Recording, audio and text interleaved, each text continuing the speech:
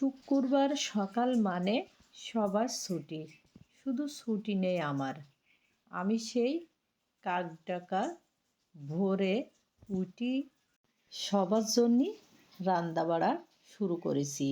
আজকের আবার কারেন্ট চলে গেছে, এই জন্যে কুকারে রাঁধতে পারলাম না খিচুড়ি। চুলোয় আসলাম রাঁধতে।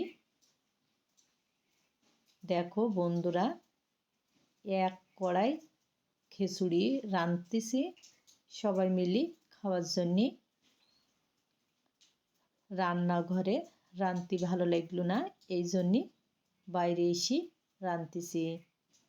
হাঁস মুরগি সব ছেড়ে দেওয়া হয়ে গেছে, বাইরের কাজ প্রায় সব করা হয়ে গেছে।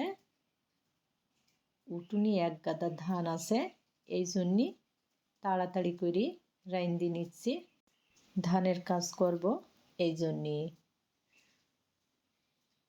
শীতের সকালে গরম গরম খিচুড়ি খেতে ভালো লাগে এই সবার, কিন্তু রান্নাটাও কষ্ট কিন্তু কম না, আর এই কষ্ট কেউ বোঝে না। সবাই ঘুম পড়ে রয়েছে আর আমি রাঁধতেছি। খিচুড়ি রান্না হয়ে গেছে, এখন এই খিচুড়ির সাথে খাওয়ার জন্যে কটা ঝাল ভেজে নেব আর ভাজবো ডিম।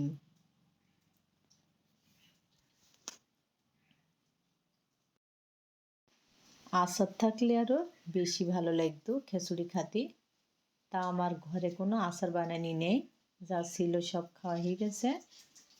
তাই এরকম করে ঝাল ভেজে নিচ্ছি। ঝাল ভাজি আর ডিম ভাজি দিয়েও কিন্তু খেতে ভালোই লাগবে।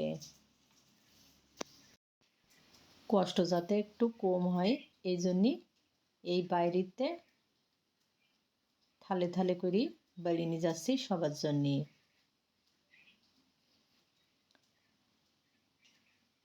তো বন্ধুরা, সবাই তোমরা ভালো থাকো আর আমার জন্যে একটু দোয়া করো, যাতে এভাবে রান্না চালায় যেতে পারি।